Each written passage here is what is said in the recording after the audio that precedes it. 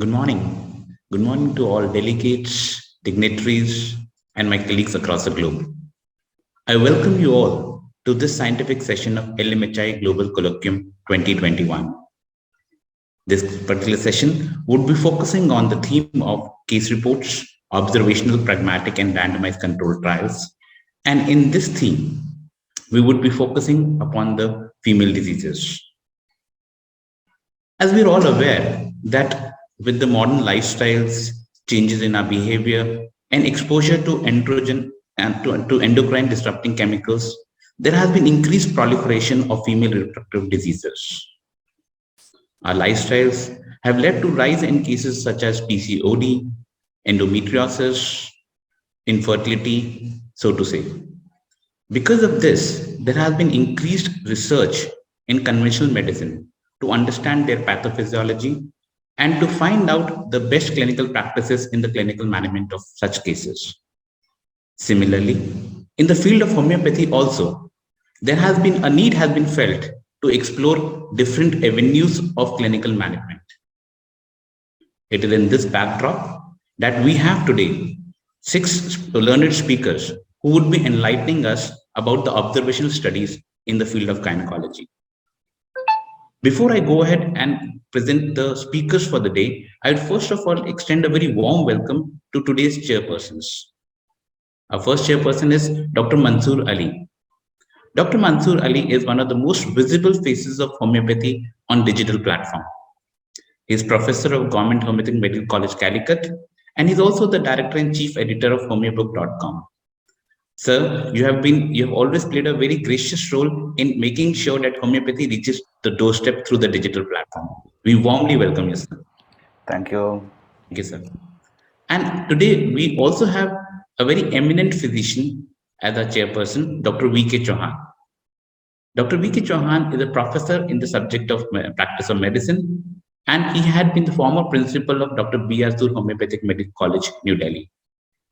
Sir has authored many books and has been one of the most revered teachers of our time. Sir would most likely be joining us in a few minutes. So, sir, if we have the permission of the chair, we can go ahead with the scientific session. Yes, sure, sir. We can start on time. Thank you, sir. Thank you. Thanks a lot, sir. Our first speaker for the day is a learned homeopathic physician, Dr. Girish Gupta. Dr. Girish Gupta, a name in research, would be presenting his paper on homeopathic treatment of women with polycystic ovarian syndrome, a prospective observation study. We welcome you on board, Dr. Gupta, and I now hand over the system to you for your presentation.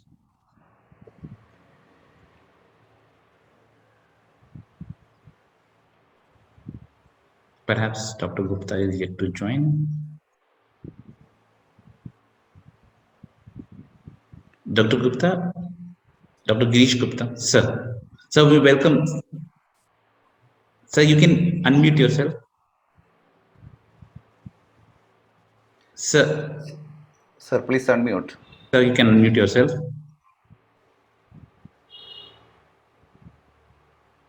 Thank you, sir. Thank you, sir. A very warm welcome, Dr. Girish Gupta. A very warm welcome, and we are eagerly looking forward to your presentation. Thank you very much.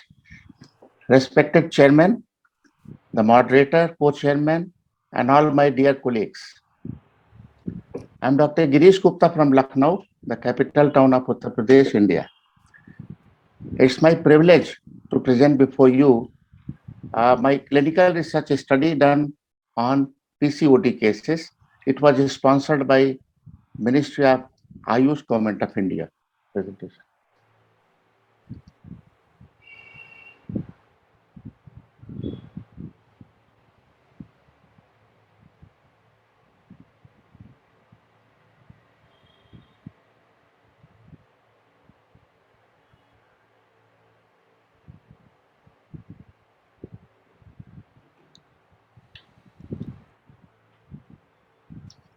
So,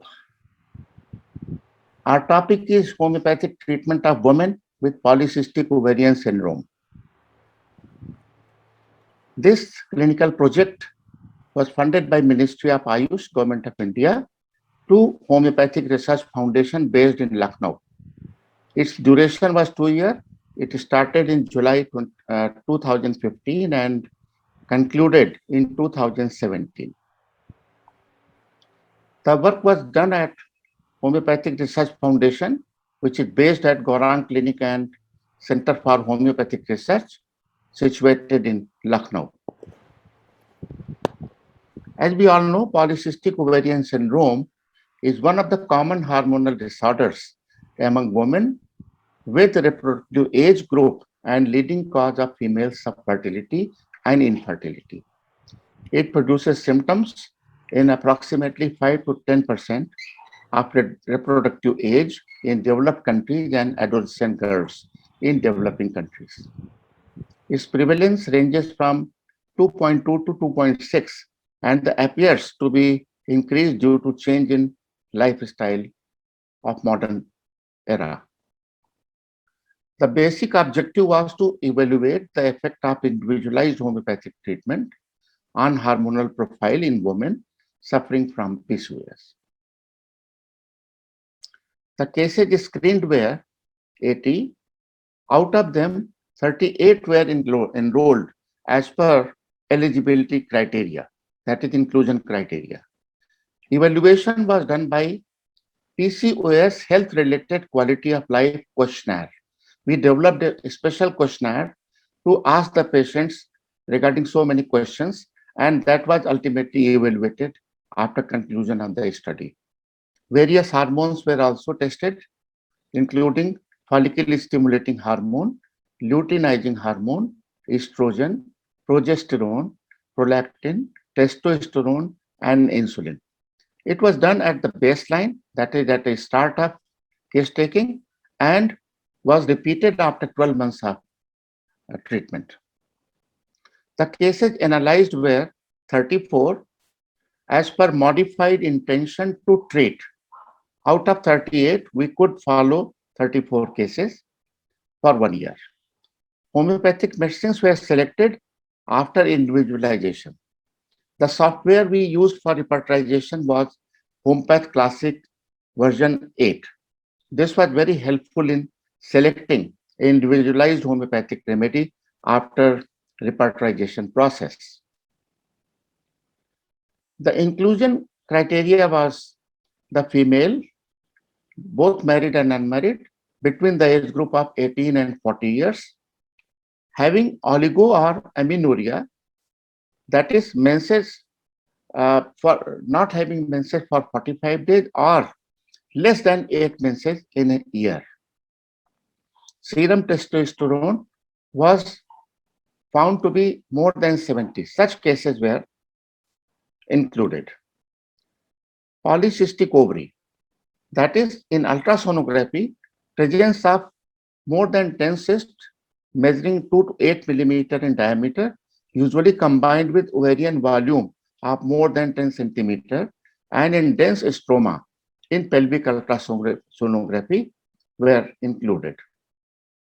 And the most important was that patient should not have used birth control pill for at least 3 months prior to study and plan of pregnancy during study. This was taken in writing.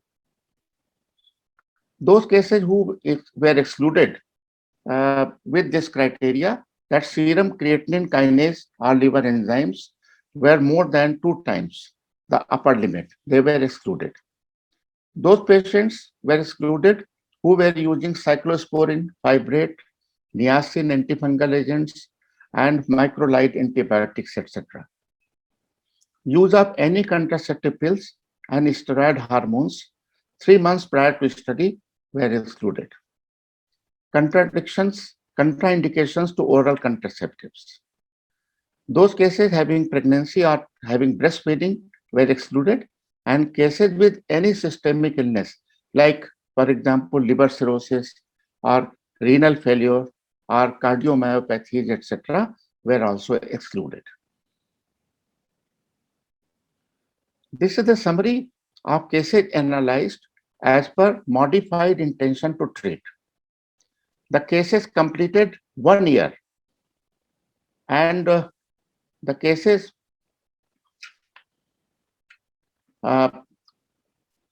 lost to follow-up after 9 months. A few cases were lost to follow-up in 6 months and lost to follow-up after 3 months. So we followed up 34 cases as per intention to treat. This slide shows you average age of the patients who were treated with modified intention to treat. Age 23 average, weight 67, height 1.5 to, this is all mentioned with body hair, emotions, body weight, infertility, menstrual complaints, etc. So this is a very long list, which I am not going to repeat. This is already mentioned. This result of primary outcome in 34 cases was, as per PCOS questionnaire, body hair, emotions, body weight, infertility, and menstrual complaints. There was a good percent of change in emotions, body weight, infertility, and menstrual complaints. So this is a complex statistical analysis, which is not possible to repeat within stipulated time. This slide shows you result of secondary outcome, that is ultrasonographic findings. That included size of ovary, size of stroma, number of cysts in right and left ovary, and size of cysts. So there was a positive change in the ovarian volume and in reduction of ovarian cyst in both the right and left ovary. This is again a very complex statistical process through which we tested and evaluated the hormones like progesterone, estrogen, insulin, TSH, testosterone, follicle stimulating hormone, luteinizing hormone, and prolactin. So there was a good percentage of change, as it mentioned in the table, which gave a positive lead that homeopathic drugs can change the abnormal hormones to normal. This is status of just testosterone. This was tested in 18 cases who followed up the study for complete 1 year. It showed a positive change. Out of 18, in 9 cases, testosterone hormone became normal. And in 3 cases, it was reduced. In 1 case, it did not change. So this was again a positive change in response to individualized homeopathic drug. This is a post-treatment status based on ultrasonography, PCOS questionnaire, and serum testosterone. So out of 34 cases, there was a good improvement in 16 cases as per ultrasonography in number and size of ovarian cyst and the ovarian volume. 12 cases maintained status quo and 5 cases did not improve. In 1 case, we could not conclude. Likewise, in PCOS questionnaire, there was a very good clinical response out of 34 cases. In 31 cases, that is 91%, people showed confidence and improvement in clinical conditions, including periods. And serum testosterone, out of 18 cases who were followed up for 1 year, this was found to be reduced to normal in 9 cases. It comes to around 50%. The medicines after individualization process prescribed were calcarea carb, which was prescribed in 13 cases. Lycopodium was given in 9 cases. Natramur was indicated in 5 cases. Pulsatilla in 4 cases. Nux vomica in 1 case, sepia 1 case, and strepsirrhea 1 case. Surprisingly, sepia being a very, very important female remedy was indicated in just 1 case out of 34 because of absence of high-grade mental and general symptoms. The best drugs were calcarea, lycopodium, and natramur. This shows the results, which is again very difficult to read and repeat, but it was found that improvement was found in almost all parameters. There was significant improvement in number of cysts, In right ovary, it was 18%. In left ovary, 16%. Overall, it was 17.5%. Likewise, in emotions, menstrual complaint, body hair, and weight, it was very significant. P value was significant. So overall score was significant, that is 10.5%, and P value was 0.001. Okay, sir. The result was very encouraging. Pre and post treatment frequency of associated complaint like irregular menses, there was significant improvement in 41.8 cases. Dysmenorrhea was better in 23.5. Obesity was also observed to be reduced in 23.5, and acne also reduced to 26.5. In all cases, p-value was significant. Out of 18 cases who were followed up for complete 1 year, testosterone at baseline positive result observed in 12 cases. That is 66.6%. In out of 12, in 9 cases, testosterone level touched normal in response to individualized remedy. The best remedies, as I told you, was calcarea carb, lycopodium, and then third, natramure and pulsatilla. Okay. Coming to the conclusion, the significant improvement in overall quality of life was observed in treated patients. Improvement was also observed in both clinical as well as pathological parameters as per ultrasonography and all hormonal examinations. The outcome of this evidence-based study is very encouraging, very heartening, and gives a positive lead in effective treatment of PCOS. And I can conclude that those cases who tried all other systems of medicine and did not responded to individualized treatment of homeopathy. The drugs selected were on holistic basis, not on any particular symptoms or any organopathic drug. So overall conclusion is that PCOS can be very well tackled with classical and individualized homeopathic treatment. Ultimately, this paper was published in the reputed journal, that is Indian Journal of Research in Homeopathy, in March 2021 issue. It is published by Central Council for Research in Homeopathy. As we all know that it is a peer-reviewed journal of international repute. Okay, sir. So with this, I come to an end and I try to be in time. So thank you very, very much. Namaskar, all respected chairman, co-chairman, moderator, and all my colleagues. Thank you very much for your patient hearing. Namaskar. Thank you, sir. Thanks a lot, sir. And we have always been very eagerly looking forward to your presentations because they kind of bring together the best of homeopathy with the modern researchers. Thanks a lot, sir, for this enlightening session. And we don't have any questions in the question answer box. So I request us, Chairperson, sir, to kindly give his So valuable that was that was a wonderful presentation, Girish Gupta, sir. Thank Everybody knows that you people are doing this type of wonderful and excellent work in this field. Thank And you. I would like to ask you, sir, one question. I want to clear one doubt. Yeah. You excluded the people with conventional method of treatment. What may be the reason for that? Because in more than 80% of the cases are in conventional treatment, but you Yeah. excluded this type of cases. So what may be the reason for that?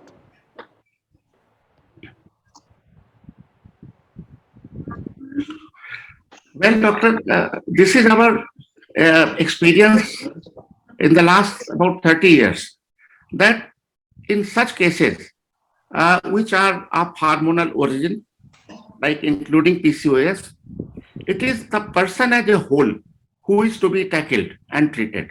As per it, the dictum enunciated by Dr. Henneman in Organon of Medicine.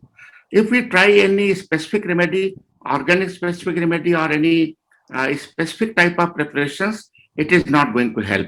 Because those cases who attended our clinic in this particular project have taken so many other medicines, including homeopathic medicines, but did not respond. So it is always the person as a whole taking into consideration the causation, mental symptoms, and all physical general symptoms. which are important for prescribing a remedy.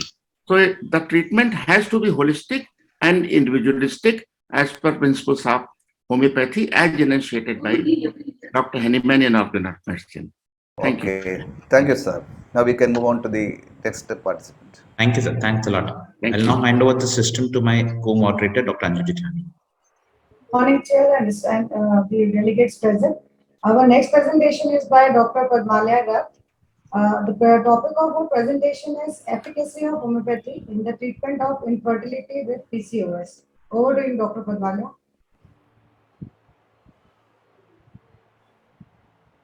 Good morning, everyone.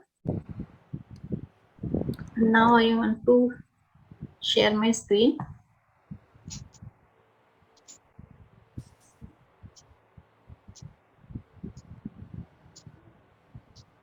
I think my screen is visible to Yes, all. ma'am, it's visible.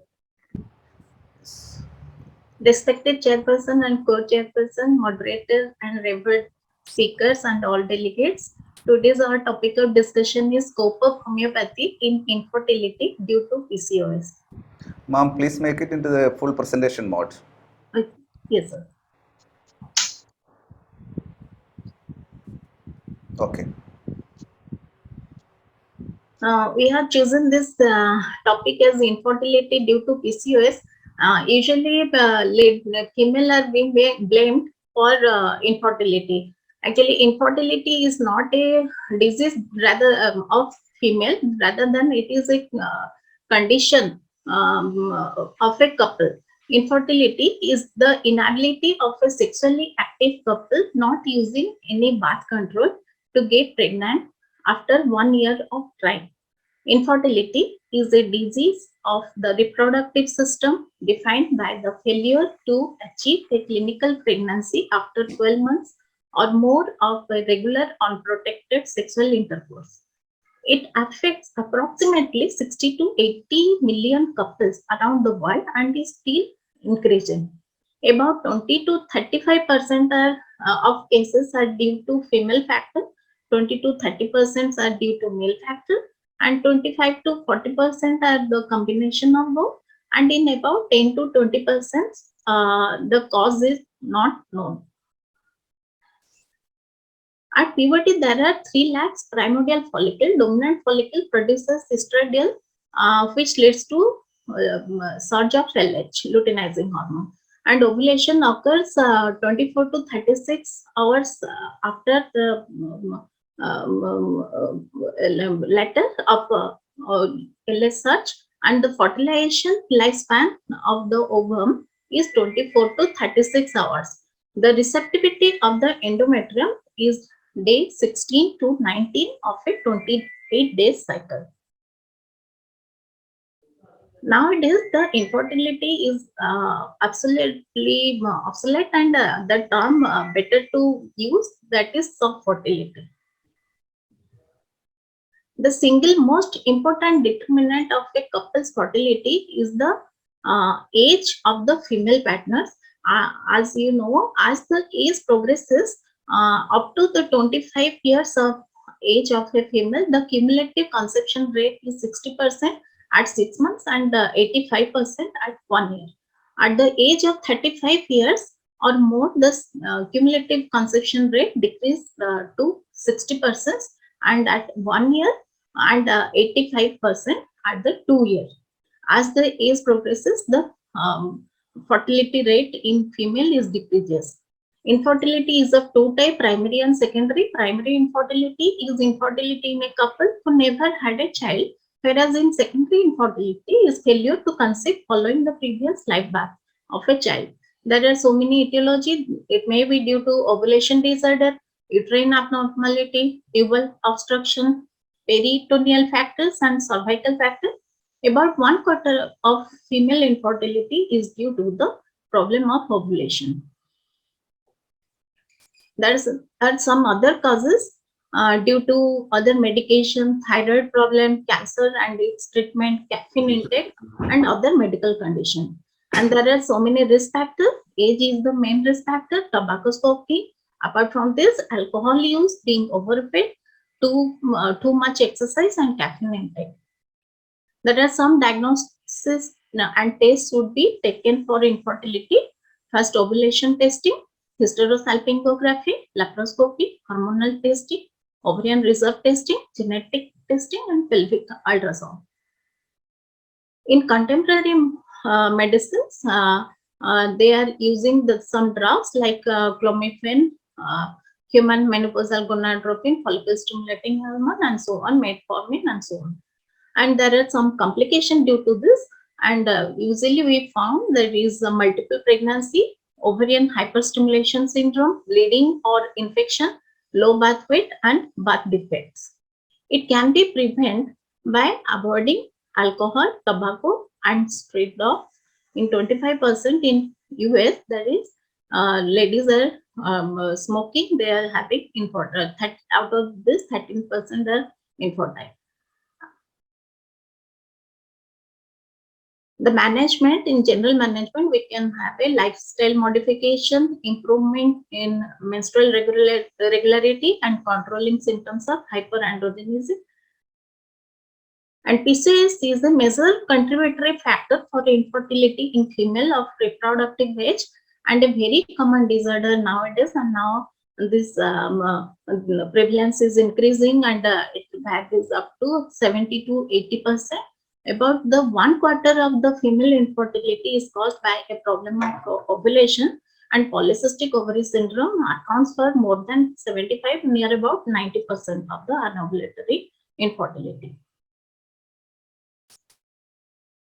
It is first described in 1935 by Stein and Leventhal. That's why it is named as Stein-Leventhal syndrome.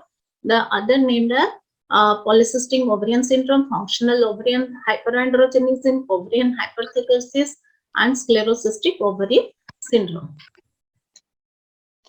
There are different diagnostic criteria as per Stein-Leventhal. There must be amenorrhea, polycystic ovary, hirsutism, and or obesity. As per National Institute of Health, there must be anovulation, hyperandrogenism, excluding other causes of polycystic ovary, and there is most important factor is that is the diagnosis of PCOS. The debate was resolved in Rotterdam in 2003 at PCOS consensus workshop. Any two factor out of the three criteria is to be considered as the diagnosis of the PCOS. That is ovarian dysfunction, clinical or biochemical evidence of hyperandrogenism, and polycystic ovary morphology on ultrasound. Ultrasound is the gold standard for the diagnosis of PCOS. The diagnostic criteria is of more than 12.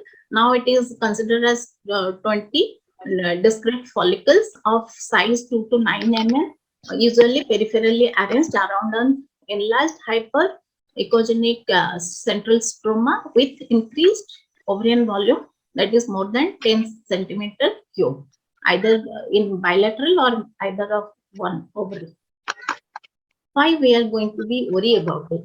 Most common endocrine disorder affecting 5 to 10% of women during their reproductive age. Incidence is increasing first with the change in the lifestyle and the stress.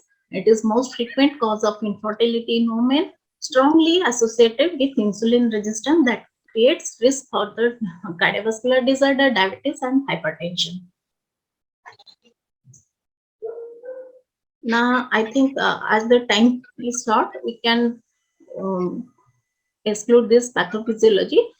In short, that is from the hypothalamus and the pituitary, there is a follicle stimulating releasing factor, and that releasing factor is decreased, and that causes decrease in follicle stimulating hormone, and which causes increase on act upon the thicker cells, and causing increase in the luteinizing hormone, and that acts on the androgen and follicular arrest is leading to PCO morphology, and when it is act upon the granulosa cells and causes decrease in the estrogen level, and ultimately it leads to the increase in the male hormones.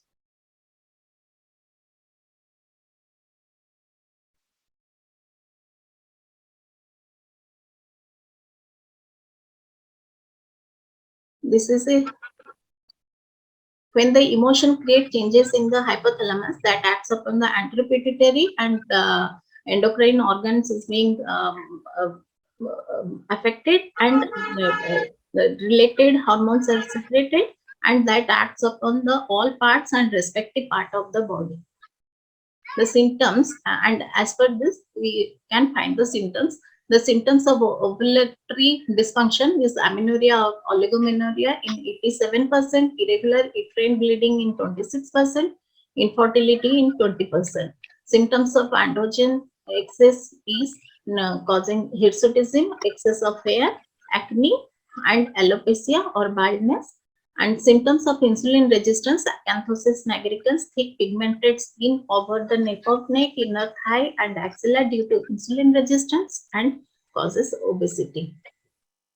These are the symptoms. Menstrual disorder due to the anovulation or oligoovulation, it leads to oligomenorrhea or amenorrhea and causing irregular or hypermenorrhea.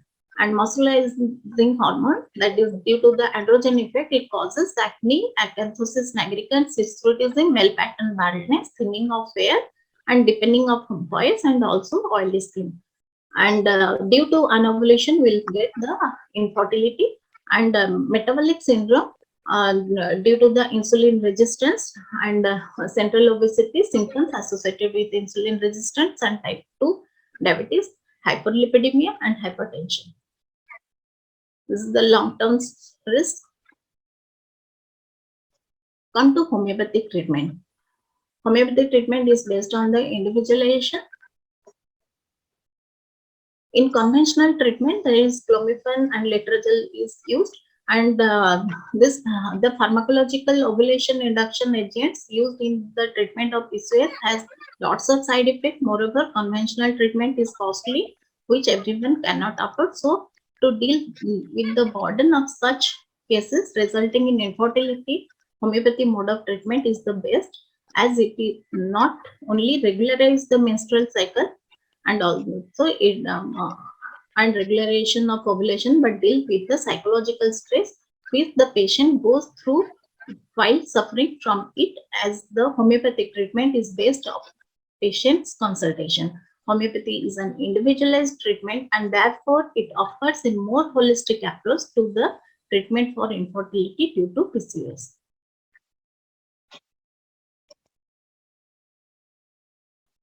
After taking the symptoms of the PCOS and due to infertility due to PCOS, we can take the rubrics: menses absent, amenorrhea, frequent too early too soon, delayed in girls, it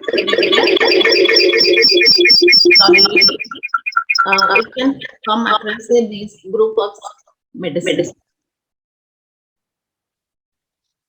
Our study is role of homeopathy in infertility with the PCOS in observational study. Is an observational study. Primary objective is to assess the success rate of conception in female infertility with PCOS in establishing the urinary pregnancy test positive by homeopathic intervention. Secondary objective is to establish the menstrual regularity, to assess the changes in ultrasound reports of polycystic ovary, to assess improvement in hirsutism or acne, to assess changes in biochemical hormonal estimation in PCOS patient after administration of homeopathic medicine, and to have a full top delivery. Inclusion criteria: married lady of age group 18 to 35 years, not able to conceive since 1 year, even after unprotected sex, amenorrhea or oligomenorrhea, acne or hirsutism, having PCOS in pelvic USG. And exclusion criteria: semen analysis of male partner is normal, unable to conceive due to other causes, and patient not willing to participate. Procedure: after screening, verbal and detailed screening, enrollment is takes place after the eligibility criteria, and written information, informed consent is taken from the patient. After enrollment, the case taking of patient shall receive individualized homeopathic intervention. At the 0-month assessment, clinical examination, baseline investigation, and pelvic USG have been taken, and monthly assessment of the menstrual cycle history, acne, global severity score and Kirwan-Galleri score have been taken for 1.5 years, and at the 6 months, 12 months, and 18 months symptomatic assessment and clinical examination, and pelvic USG investigation with abnormal results, and urinary pregnancy test is taken. Total 40 patients have been enrolled. Out of this, 30 are having primary infertility, 10 are having secondary infertility. After homeopathic individualized treatment, there is regularity in the menses in primary infertility 27 cases and 8 cases in the secondary infertility, as a total 35 cases. And there is no PCO in ultrasound in 23 cases, and with improvement in 3 cases in the PCO, that is decreasing the ovarian volume. And in secondary infertility, 8 cases, total there is a 31 cases. Dr. Padmalaya ma'am, sorry to interfere. Your time is almost over. Yes. So coming to the conclusion. And there is total delivered is 24 cases, and there is spontaneous abortion. Out of 27 for UPT positive, 23 have been delivered, and 4 is in 4 cases there is spontaneous abortion took place. And the intermenstrual duration was decreased from 79.8 to 40.7 days. P-value is significant in the regularization of the cycle in acne and in the ovarian volume. Out of total 60 cases screened and 40 enrolled, and in 27 cases UPT positive, 23 cases delivery occurred, and in 4 cases abortion occurred. And regularization of menstruation occurred in 35 cases, normal PCO in 34 cases. And out of this, Pulsatilla, sepia, calcareous, tuberculinum, natromur, belladonna, graphitis have been given, and Pulsatilla, sepia, calcareous is the mostly frequently used medicine and also found effective. These are the cases with their reports.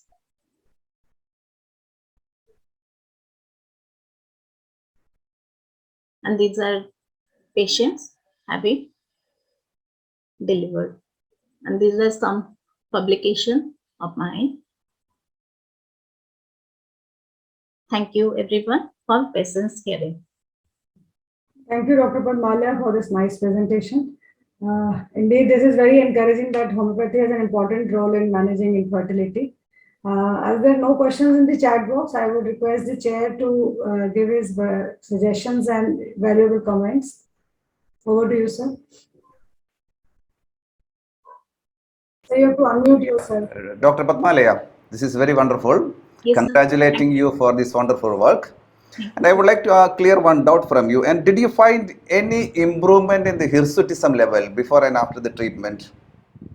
Sir, only in one case I got the result, and that is the p-value is not significant in hirsutism and also in some test, biochemical test. Only I got the p-value significant in the intermenstrual period duration is decreased, and PCO is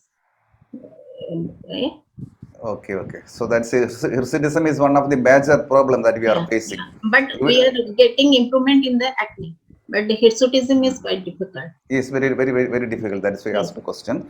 And one more question. What about the dose potency and repetition? Whether you prescribed the medicine in higher potency or frequent repetition of the lower potency? What's your criteria?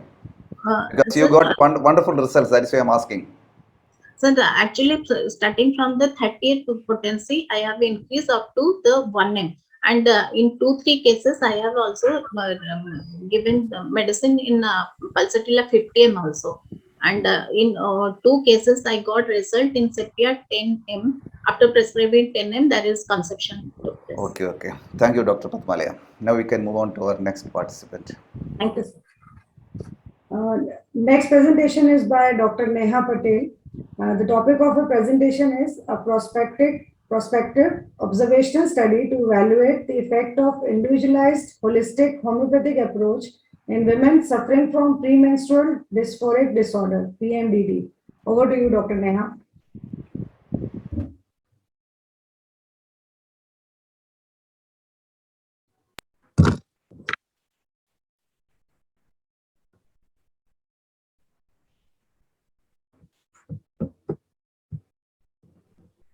Is my screen visible? Yeah.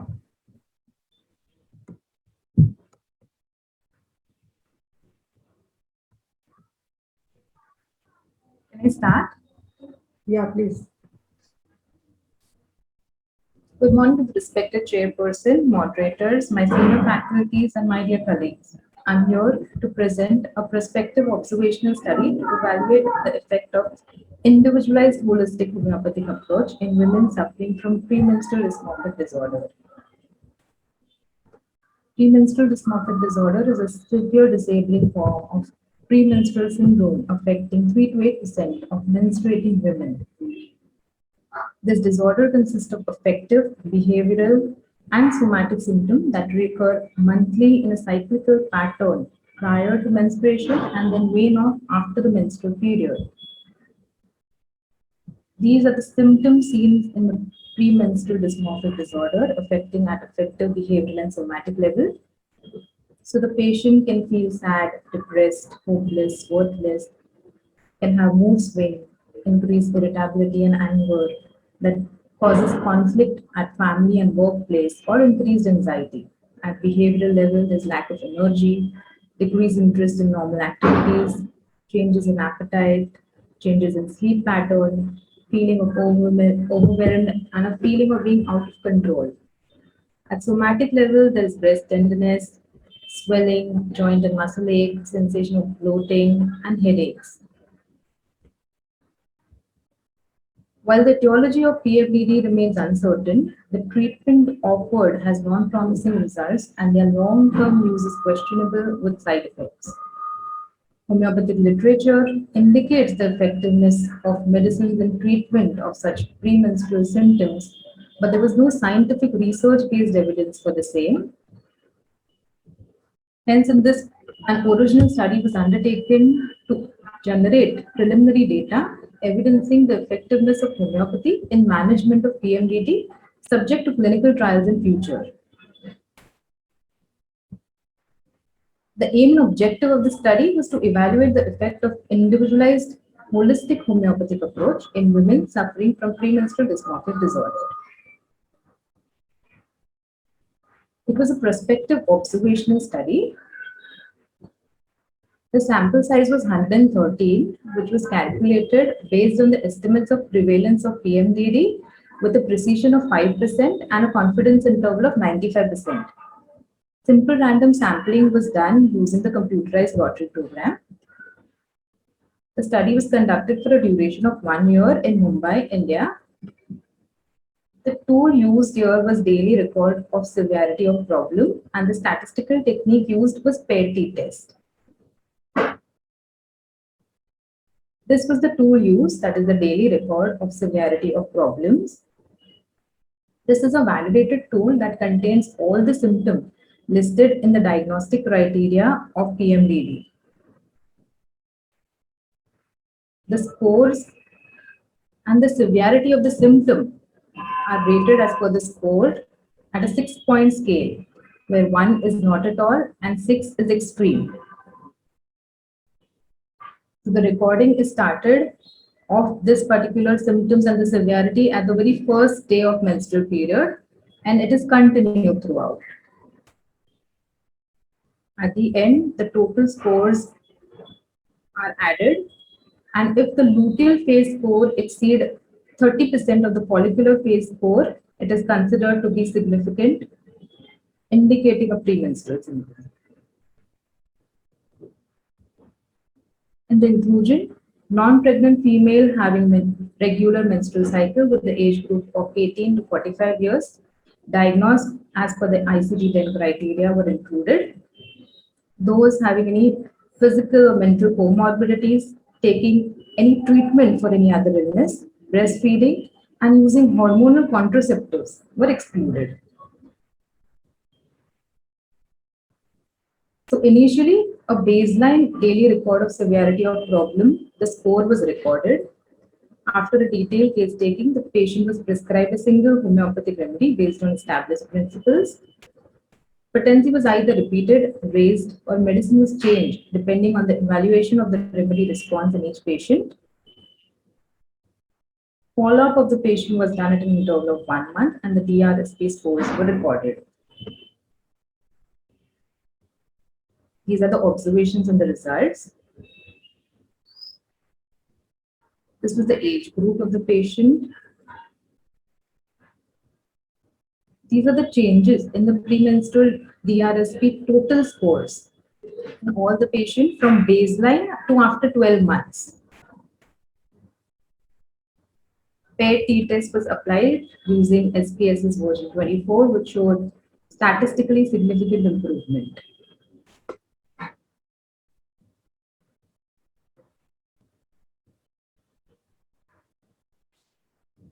These are the changes in the premenstrual DRSP sub-item scores as the DRSP2 shown ahead. Each sub-item, the severity of symptom in each sub-item was scored, and these were the changes seen from baseline to after 12 months.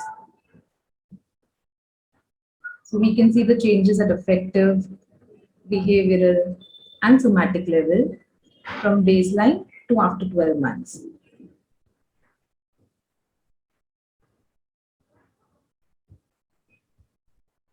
These were the remedies indicated in cases of PMDD.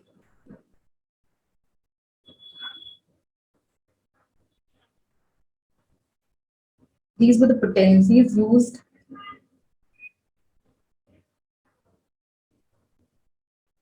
The repetition of the remedy was kept infrequent, twice a month. So the patient were advised to take the very first dose at the end of menstrual period, that is after the bleeding stops. And they were advised to take their second dose at the beginning of the luteal phase, which was calculated for them. So if it is a cycle of 28 days, the beginning of the luteal phase would be the day 14. Likewise, depending on each cycle, the beginning of the luteal phase was calculated and it was advised to take the second dose at the beginning of the luteal phase. As in cases of PMDD, we had seen that from the luteal phase, the symptoms and the severity of symptoms start. That is why the second dose, the stimulus, was given in terms of our medicine at the beginning of the luteal phase. So to conclude, the individualized holistic homeopathic approach shows statistically significant benefits in patients suffering from premenstrual dysmorphic disorder as measured by the daily record of severity of problem score.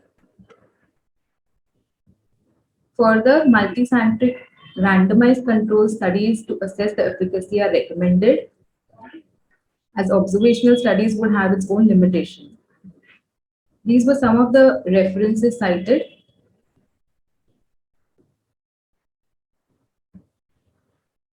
And I would like to acknowledge LMHI for giving the opportunity to present this topic and my alma mater CMP HMC College for their encouragement and support. Thank you. Thank you, Dr. Nick. We don't have any questions in the chat box for you. I'll request the chair to give valuable suggestions. Okay, congratulating Dr. Neha for this precise presentation. Because this type of presentations is needed in a there are a lot of faculty to present. They present in a seminars like this international colloquium. You presented it very beautifully and precisely.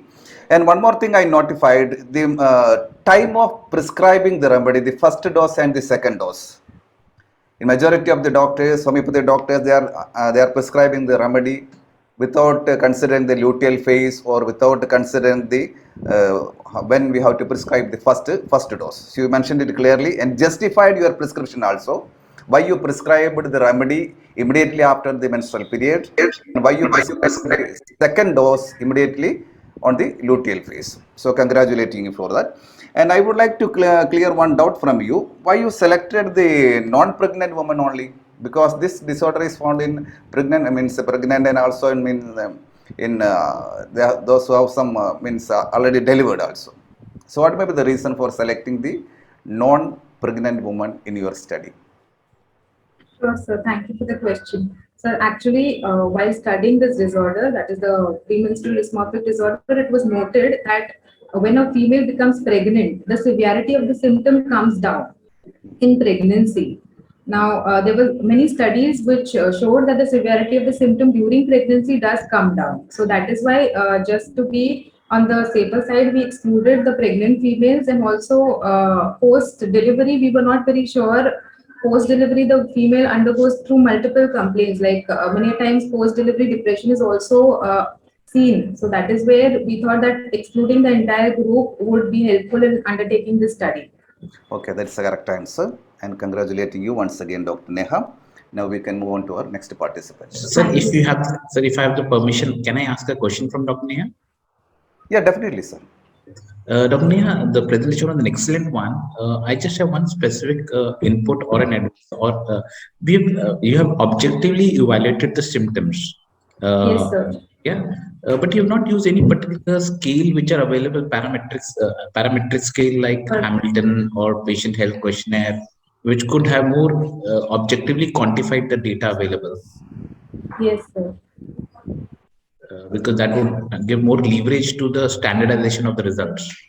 Yes, sir. So actually, Hamilton and those scales were specifically giving the subset of only one, that is the affective disorder, and that to one part of the affective disorder and not complete. So I have to use two Hamilton scale for one for depression, the other for anxiety. The other symptoms, wherein the behavioral symptom and the somatic symptoms were left out. So I was looking for a scale which gives me a complete coverage. So that is why the tool selected was this, sir.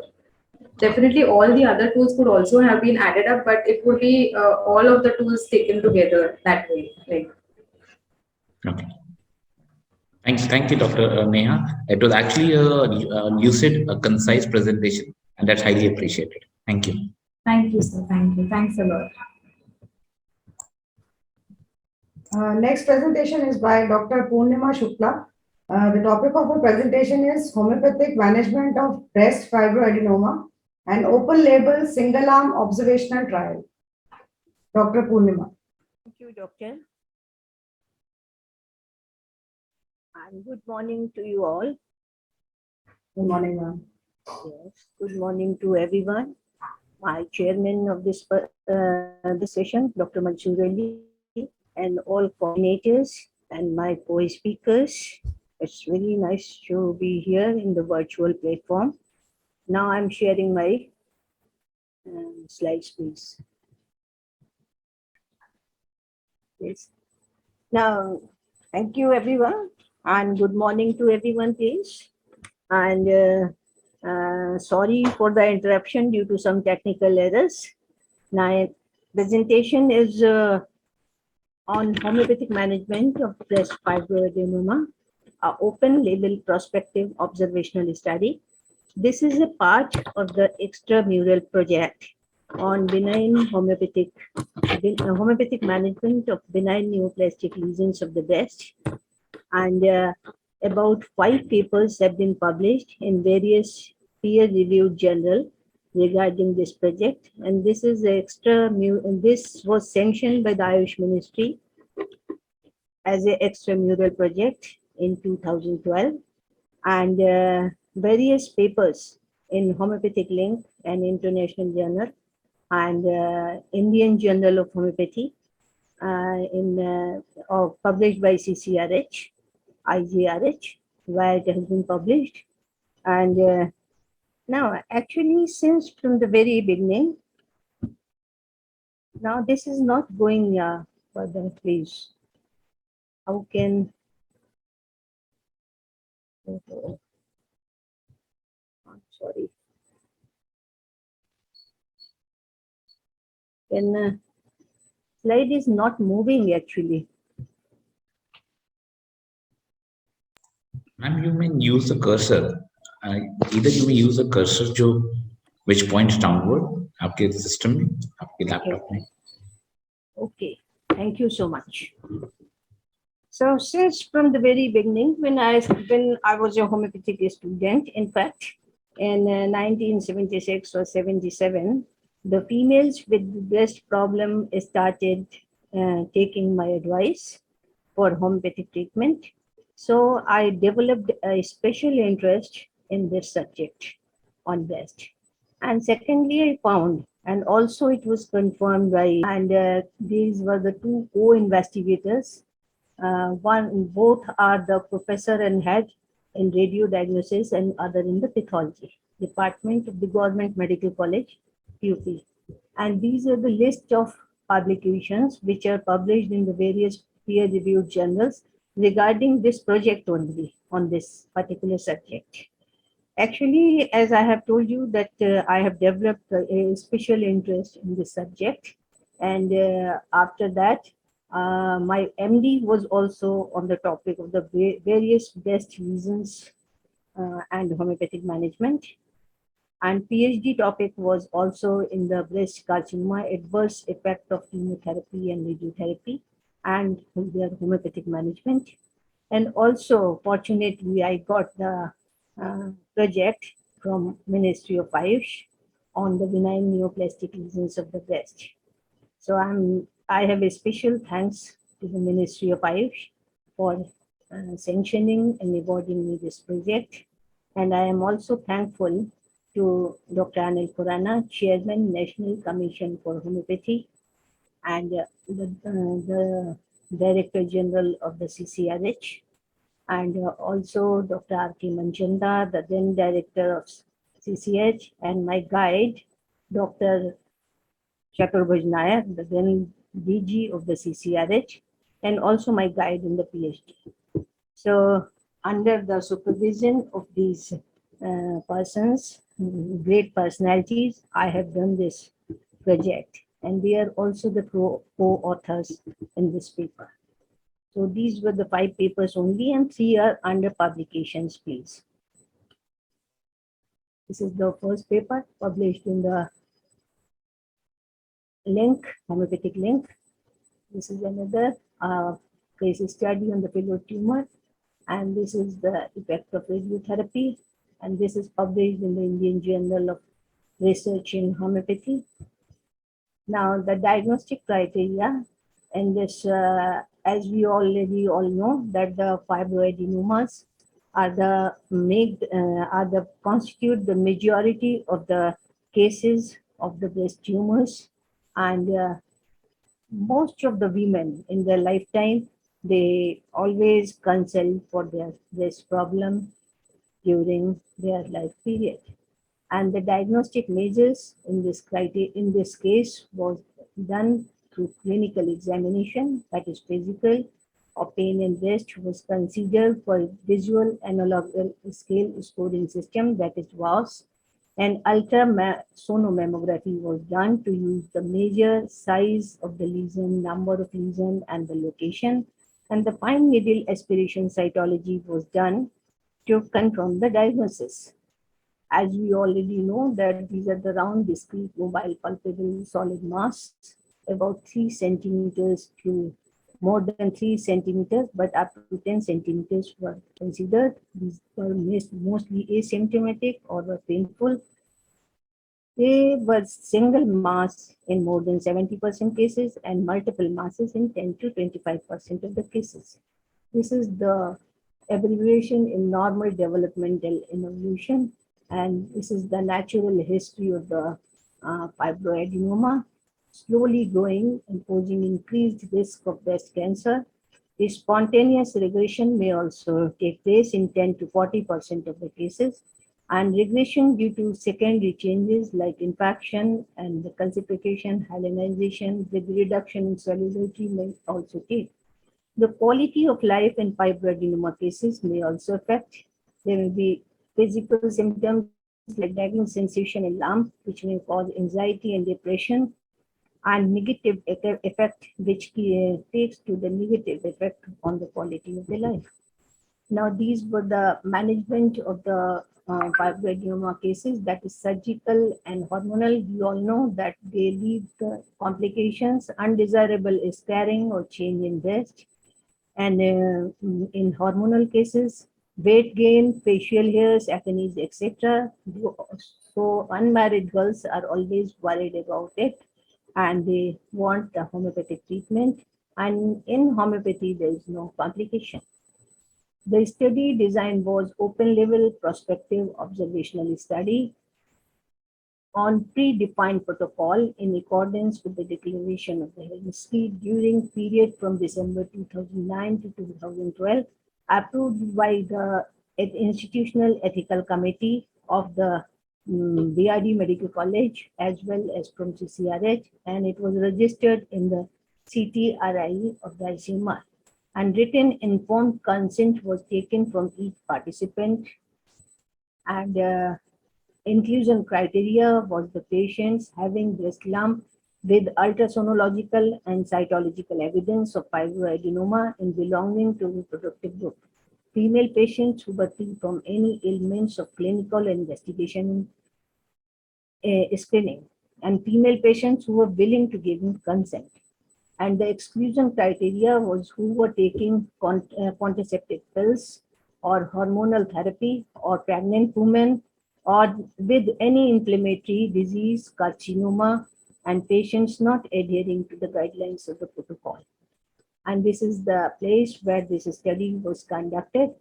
And this is the place where all the cases were registered and screened, and treatment was given to this to all the patients.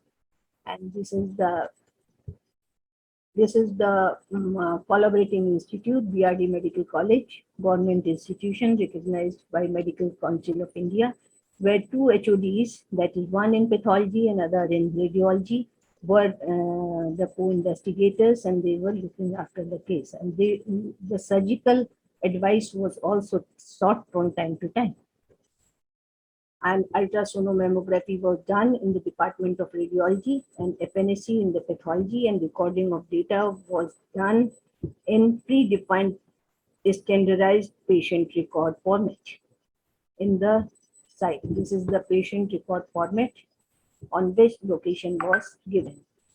This is the diary which was given to the patients where any problem which was noted by the patients.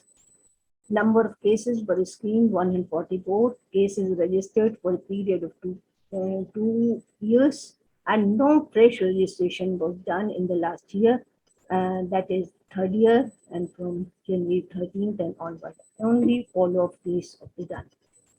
And this is the flow chart of all the cases. This is the excluded number of cases, and participants under study were 64 cases of the fibroadenoma. And the principle of treatment was opted, as we all know, that the individualization of the case was done on the basis of symptom similarity, and including all the totality of the symptom was being taken. Homeopathic medicine were given to all the patients on the basis of totality of symptom, and mode of potency selection was done with patients with very clear symptom, mental picture also were given high potencies, and patients with positive mental symptoms were given low potencies. And the consultation was done initially by the two qualified homeopaths with 2 years experience, then followed by senior homeopath, and then finally by a homeopath with 30 years experience. Repertorization was done, and the totality of symptoms was observed, and medicines were procured from a homeopathic pharmaceutical GMP compliant. In cases of disappearance of the lump, no further medicine, only follow-up of the case. If needed, then placebo was given. Where initial improvement occurred and then stopped, the same dose and potency was repeated. No change in symptom in size and number of breast. Even after repeating dose, then high potency of the same medicine was given. Even then, if there is no perceptible improvement in size and symptoms, further case taking was done by reviewing the case and new history was taken and new indicated medicine was given. Sorry Outcome to measures interrupt you, ma'am, but your time is up. Oh, I'm sorry. Then I'm coming to the results only. Thank you so much, Please. ma'am. Yes, due to some technical errors, I couldn't time was saved. These are the demographic, and these are the 19 cases required hypotensives and 14 cases required change of medicines. And these were the 8 medicines which were used: conium, phytolacca, calcarea, netronote, calcareum, conium and phytolacca was showing good results. These are the graphs of the various medicines, and these are the difference between the demographics. And this is a case where you can see the ultrasonological differences. This is the another case where calcarea fluid was given. And this is the bird's eye view, which we can see very clearly that the how fibroadenoma was reducing in size. And conclusion, with the homeopathic treatment, there was significant improvement in all the outcome measures: pain, number and size of lesion, fibroadenoma compared with the baselines, and improvement was stable. No case showed recurrence over a period of about 1 year. And I would like to give thanks to all Ayush for sanctioning this project and for recording, and also all the concerned persons, co-authors, and all my colleagues. And thank you for patient hearing, please. Thank you so much. Thank you, ma'am. Thank you for this nice presentation. Technical problem. Yeah, doesn't matter, ma'am. This happens. Thank you for your presentation, ma'am. It was a nice one. Now I would request the respected chair to give his comments and suggestions. Yeah, respected Purnima ma'am, and that was actually an excellent presentation. And happy to know that you have good number of quality paper publications. Many of the doctors across India are treating the fibroadenoma successfully, but that is in an unpublished manner. And I would like to clarify one doubt from you, ma'am. Yeah. That's what about the reputation of conium maculatum? Conium maculatum is the most prescribed remedy Yeah. in your research work, and Yeah. there's a controversy still existing regarding the reputation of conium maculatum, and that is why majority of the practitioners are failing. So what's your experience, ma'am, on this? Yes, thank you very much, Dr. Mansoori, for taking the interest in my presentation and appreciating it. I would like to tell you that in few cases where the mental symptoms of the conium maculatum were also clear, where it was given only conium 1000, and the repetition was done when the improvement was stopped. But in cases where the only local symptoms were there, and not the mental symptoms were very clear, it was given only conium 30. In that case, it was repeated once a day, that I have already told you in my presentation. Okay, ma'am, that is good. And happy to know that no recurrence even after 3 years. Yes, yes. Yeah, we are also treating the fibroadenoma, but we are facing the recurrence. And one more question, did you prescribe any intercurrent or anti-miasmatic remedies in order to avoid the recurrence? Right. Very, very good question that I have not added in my presentation, but it is given in my publications also. In a few cases, sulfur was given, and at times tuberculum, where there was a history of tuberculosis, family history, or the patient's past history presented to any history of primary complex or some other, or there was a need of thuja in also 3 or 4 cases. Okay, thank you, ma'am, for sharing your valuable and vast experience. Now over to the next part. Thank you so much to all. Our next speaker is Dr. Ompriya Mishra. The topic of her presentation is primary infertility with bilateral tubal blockage and hyperprolactidemia, successfully treated with homeopathic medicines, a case report. Over to you, Dr. Ompriya. Yeah, your screen is visible. Yeah. A very good morning to all. My respected chairperson and moderator and all my co-speakers. Yeah, good morning. Yeah. So I am going to present a case of primary infertility with bilateral tubal blockage and hyperprolactinemia, successfully treated with homeopathic medicines, a case report. So Mrs. MC, aged 27 years, a homemaker from Baripur, West Bengal, India, has visited our OPD of National Institute of Homeopathy, Kolkata. Her complaint was inability to conceive since her marriage for last 5 years with no history of contraceptive. She had the other complaints of excessive offensive vaginal discharge with pruritus vulva throughout the month, but much aggravated before mens for last 2 years. She had aversion to sex with dyspareunia.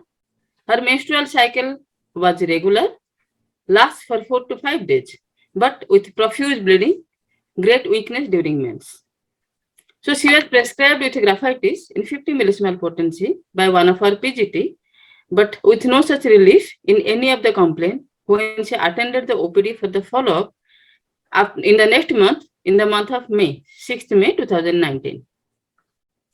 So on that day, because I was present in the outdoor, so after the detailed history taking, the picture of the patient was like this. In the past history of chickenpox and measles in childhood, with no such significant sequelae was found. In the family history, in the paternal side, nothing was significant. In the maternal side, mother died due to uterine cancer. And in the own side, husband used to have small itching eruptions and genitalia after every sexual intercourse. Applied ointment with temporary relief. In the personal history, she had no such addiction, and her menstrual cycle used to be very regular, last for 4 to 5 days, but the flow used to be profuse, clots present, and there was history of profuse vaginal discharge before menses with itching of parts. On the physical general, the patient was found to be chilly patient, but doesn't like covering. Appetite was very poor. Desire for meat and shower was much marked, and great aversion to sweet. Tongue was white coated, moist, black spots on sides. Thirst was much decreased. Unsatisfactory stool. Aversion to sex due to dyspareunia, already told. And dreams of ghost, fearful dreams. And she had a general sensation of burning all over the body. So in the mental general, it was found that easily she got angry and there is weeping tendency and consolation ameliorates. In the general survey, what I found, the look was very highly emaciated, a cachectic look. She had pallor positive and her weight was only 35 kg, very lean and thin and cachectic look. On PV examination, what I found, that the uterus was antifolded and normal in size with no adnexal tenderness present, but she had vaginitis with profuse thick offensive discharge. On breast examination, what I found, there was discharge of slight milk-like matter from the breast on pressure. And this was the HSC report. And the HSC report was the case of bilateral tubal block. And this was the prolactin report, which was very high, 45.9 nanogram per ml. So as you know, that 35 to 40% of infertility in women is due to tubal causes. Among them, the tubal blockage is one of the major causes of infertility by preventing successful passage of the ovum to meet the sperm. Hysterosalpingography is a very effective technique to assess this tubal status. And the conventional treatment, the fallopian tube obstruction, has traditionally been treated with fallopian tube surgery, that is tuboplasty, with a goal of restoring the patency to the tubes and thus possibly normal function. A common modern day method of treatment is in vitro fertilization. And regarding high prolactin levels, this is associated with and ovulation, adding one more cause to the infertility. In this case, prolactin acts directly on the ovary to inhibit the HCG-induced follicle rupture, resulting in the inhibition of ovulation. And its level increases during pregnancy, which results the mammary gland to enlarge. But non-pregnant condition, this is a cause of infertility. So, basing on the totality of the symptoms on that very particular day, that is in the month of May 6th, 2019, I prescribed Sickle cornutum, 207 doses, to be taken once daily for 7 days in morning in empty stomach. The basis of the prescription was cachectic look, profuse offensive leukorrhea, excessive menstrual flow, craving for shower, and burning sensation all over the body. That was followed by thiocyanamide 6 once daily for 30 days. Thiocyanamide is a resolvent externally and internally for dissolving the scar tissue. After 1 month, the patient was very regular to attend the OPD. So after 1 month, she came in the month of June 4th, and on follow-up, it was found that she had a very regular mens in the 25th of May, but the flow was profuse, clots present, lasted for 1 to 2 days, feels very weak during and after mens. But leukorrhea was decreased, appetite improved, stool regular and satisfactory. So Sickle cornutum 1 ml, 3 doses in sack once daily for 3 days was prescribed. In the next follow-up, on 2nd July 2019, the LMP was 23rd of June 2019. That was for 5 days. But this time the quantity was moderate, no clots, vaginal discharge was much decreased, dyspareunia was much reduced, but the patient was feeling as a whole better. So thiocyanamide 6, I repeated once daily for 30 days. On 27th of July 2019, she informed for her missed period because she used to have a very regular 25 to 28 days cycle. Here it is delayed for 4 days. So she informed it over phone and I advised for pregnancy test. And on 30th of July, the patient came with the urine for pregnancy test positive. And the couple was very happy, and I advised for USG of lower abdomen to confirm the uterine pregnancy, because we know that in case of tubal blockage particularly, whenever the lady become pregnant, maximum chance of ectopic pregnancy used to be there. And on USG, yes, that was also a good news and a matter of relief for me as a doctor, that she had single early life intrauterine fetus of approximate maturity of 8 weeks. And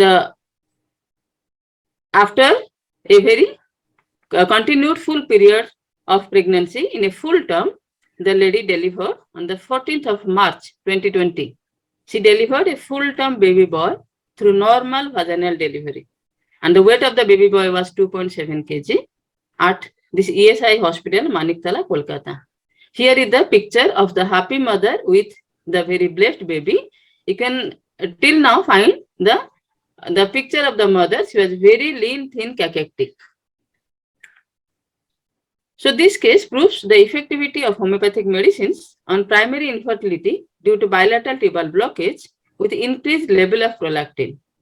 After administration of homeopathic medicines, that is Sickle cornutum and thiocyanamide in repeated doses and in higher potencies, means as per the requirement of the case, the lady become pregnant within a short period of 4 months only, which ends successfully with the delivery of a full-term baby boy.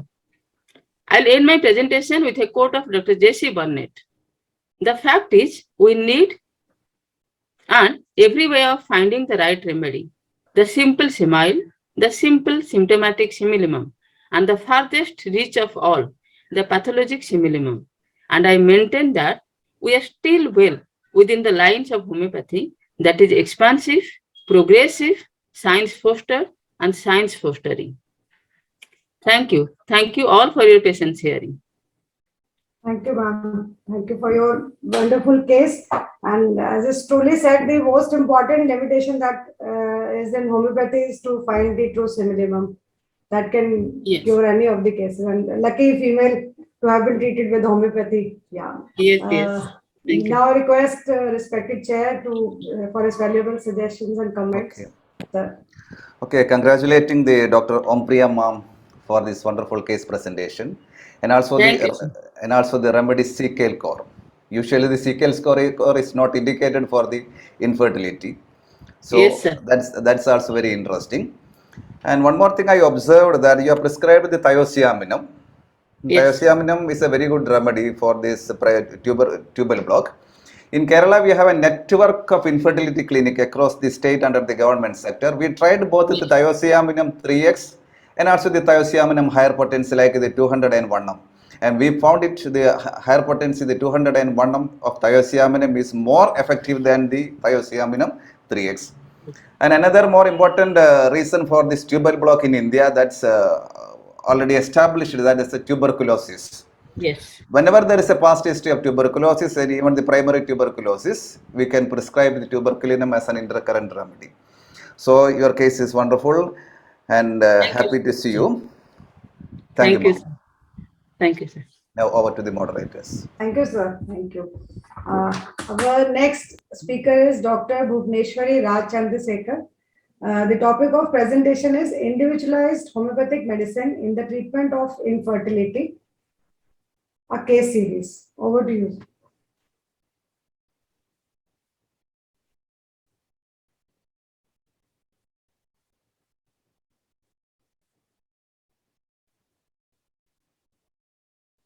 Yeah. Your screen is visible.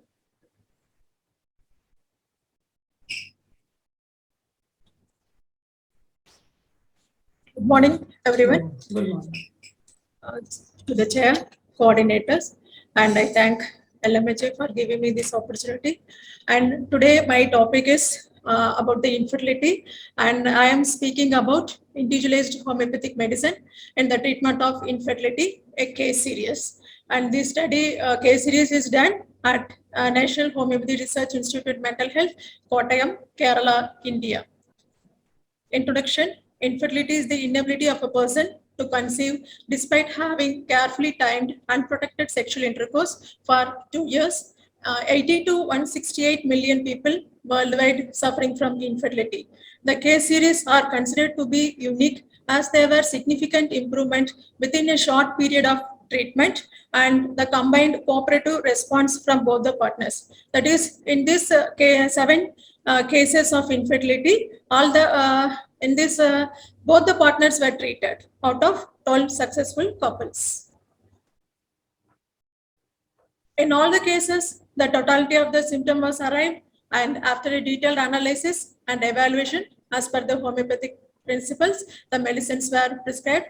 Both the partners were treated with homeopathic Simlimum after repertorization with Radar 10 and final reference to the Medremedica. All couples were followed upon a monthly basis, and outcome measure a positive pregnancy, that is urine pregnancy test and ultrasonography of the pelvis were evaluated. So out of 7 cases, as I already mentioned, 12 cases successfully treated, and in this case series, only 7 cases are presented. And for the limitation of the time period, I have taken 2 cases randomly. One is secondary infertility, the other is the primary infertility. My first case is secondary infertility, that is of 3 years, and it is a male patient, is aged about 36 years, and he complained about the male partner of the case was 36-year-old at the time of treatment in 2017. He was married in 2012 at the age of 31. His last child was born on June 17, 2014.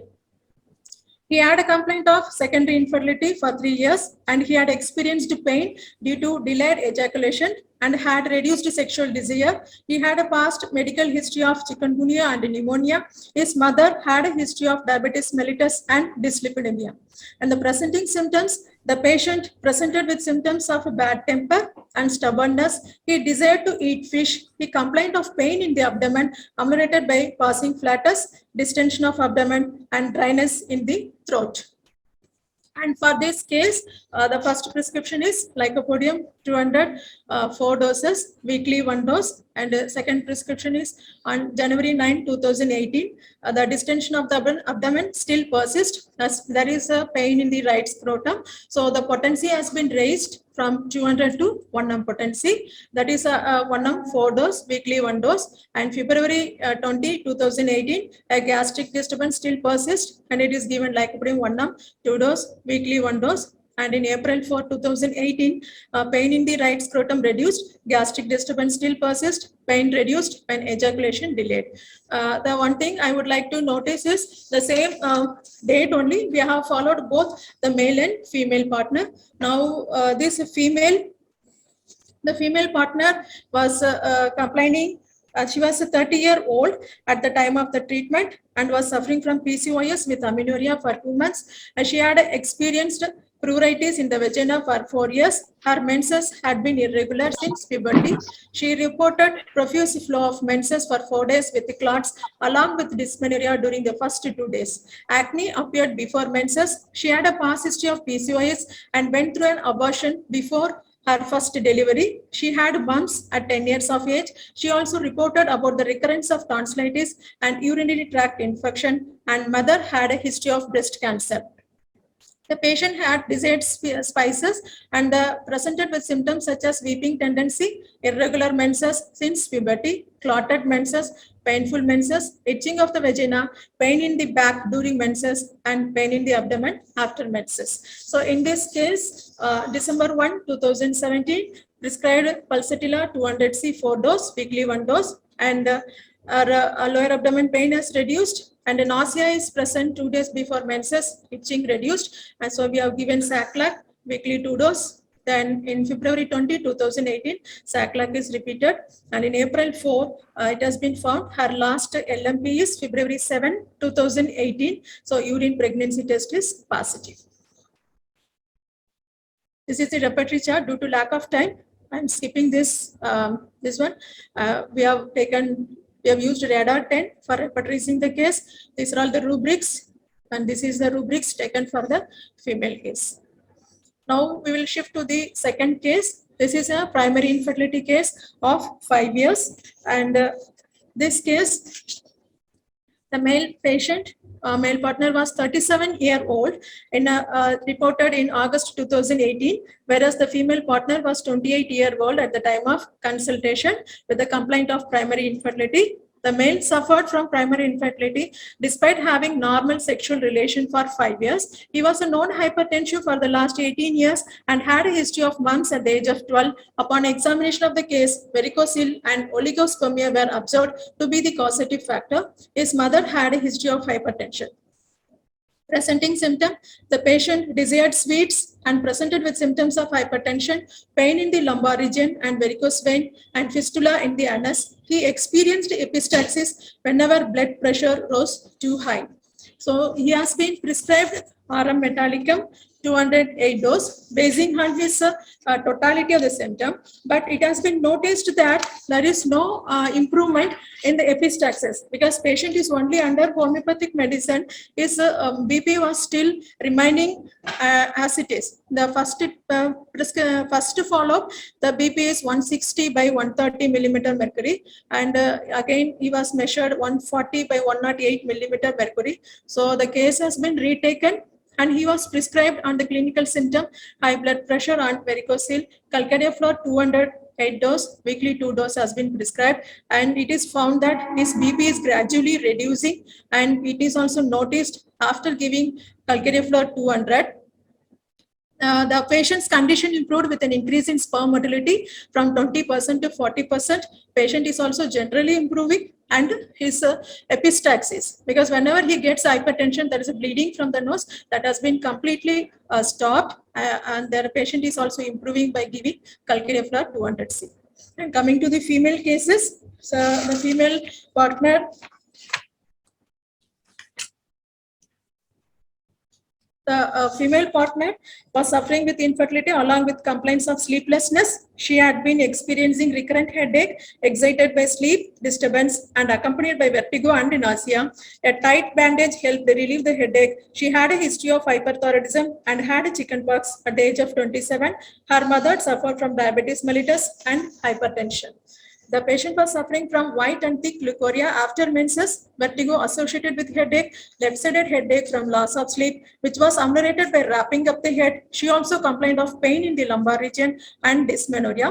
Her thermal condition was hot. She also desired sour food and male drinks. And she has been prescribed after repatriation. She has been prescribed Sepia 200C, 8 doses, weekly 2 doses, and her menses pain and leukorrhea is gradually reducing. Her sleeplessness were improving, and after the visit, we have given Saclac, that is November 21 and then October 2000 to October 9, 2018, we have given again Sepia 200C, 8 doses, because the pain in the head persists and sleeplessness still persists. And November 21, 2018, she has given Sepia 204 dose, weekly 1 dose. And by December 11, 2018, it is her urine pregnancy test positive. That is on January 9, 2019, Saclac was prescribed. So this is a repertory chart of both these cases. So result is all the 7 couples successfully conceived. 2 of the couples showed a significant improvement of underlying symptoms within 2 months. 3 responded within 3rd month of treatment. 1 of the couple conceived in the 4th month, and 7th couple took 8 months to have a successful pregnancy. Discussion. All female cases presented in the study were between 26 and 38 years of age. Radar-10 software was used to select individualized homeopathic medicine. Out of the 7 successful cases, 6 had primary infertility and 1 had secondary infertility. The common causes of infertility in females were PCOS. 4 cases out of 7 cases, 4 cases were having PCOS, and the other cases hyperprolactinemia, hyperthyroidism, uterine fibroid, and history of venereal infection. Whereas those in the males, oligospermia, varicocele, and erectile dysfunction. In 6 out of 7 cases, it was observed that female partner was under severe stress and worries manifested as oversensitiveness, weeping tendencies, fear of darkness, and unexplained anger. Here, I would like to add the point that usually the one of the partner will blame the other partner. So that is why in this study, we have tried that both the partner should be treated, and it has given us a very good result because the one partner will blame others and they suspect this or her living habit may cause infertility, which may cause sparks of disharmony in the family. The uniqueness of the 7 cases is we made both the couple to come on the same day for the prescription, and we have treated it. So it gives a very good result in homeopathy. And infertility impacts millions of people throughout the world. The complex nature of conventional treatment is not affordable for most of the low and middle income population. This study concludes that individualized homeopathic treatment can significantly contribute to the management of infertility. The findings of this study indicate that carefully selected homeopathic medicine can rectify both male and female causes of infertility. So research is needed to explore further and establish the efficacy of homeopathy in infertility treatment. So now we have started one more study, that is an observational study on this infertility based on the experience gained on this case series.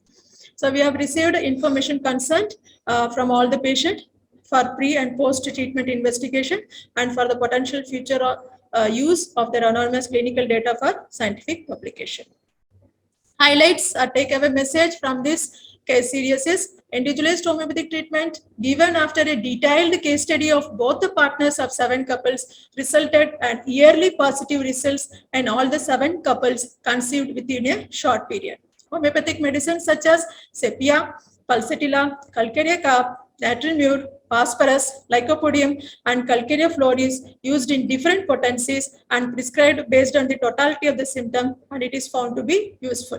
Medorinum or Cyprinum That is, medorinum is used in 2 cases and siflidum is used in 1 cases. The medicine prescribed based on dominant myasm. So whenever the case demands this type of medicines, then it also is also prescribed in this cases, and this is essential to complete the successful treatment process of those cases. And this has been published in the Faculty of Homeopathy. Thanks to all the co-authors, and I thank one and all for your patient hearing and for giving me the opportunity to present here. Thank you all.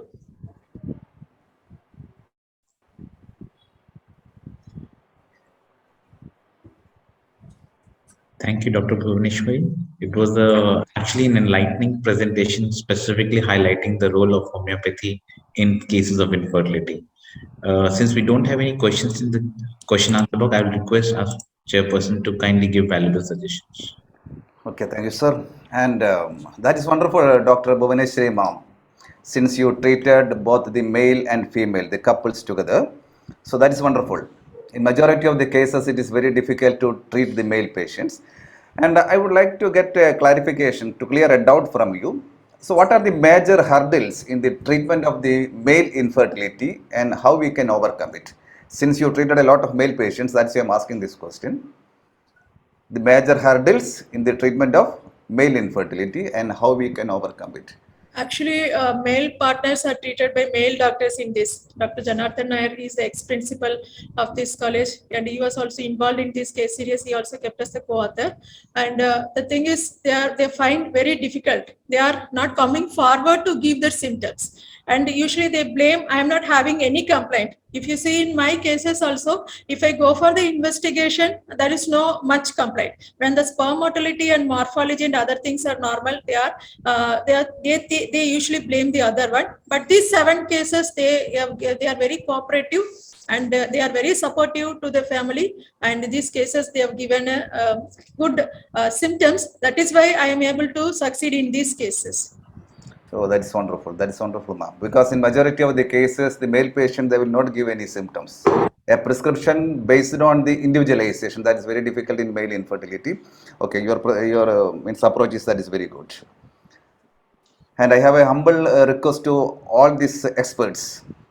Since a long time, we have been prescribing on the basis of individualization. Now you have enough cases. Just try for a protocol for infertility treatment, infertility with the PCOD, a protocol as published in the CCRH website, or infertility with hormonal imbalances, or infertility with the tubal block, like that. So just try for a protocol. So that is more beneficial to the new generation doctors and also for the scientific community. And thank you all these experts for presenting wonderfully in this LMHI Global Colloquium. And I would like to thank the moderators and also the LMHI for inviting me to chair this session. Thank you. Thank you, sir. Thank you. It was a pleasure having you with us during this session. I thank all the speakers who actually gave very different views of treating different female reproductive disorders, which in itself is an eye-opener. And we always look forward to, as sir said, developing a protocol for the best clinical practices, which can help us in the management of such cases. With looking forward to furthermore scientific sessions, I would like to extend a big thanks to the coordinators of the session, who have actually been working behind the scenes, and not only for today, but for the hours prior to this session. Dr. Ritika Nagpal, Dr. Radhika Kataria, Dr. Swati Singh, they have made this session possible, and also the hall coordinators, Ms. Ruby, who is out here, Mr. Hime. Thanks to you for ensuring that the session went seamlessly well. So a big thanks to the speakers, to the chair, and all the coordinators. And with this, we'll wind up with the scientific session. Thank you, everyone. Thank you. Thank you, everybody. Thank you. Thank you.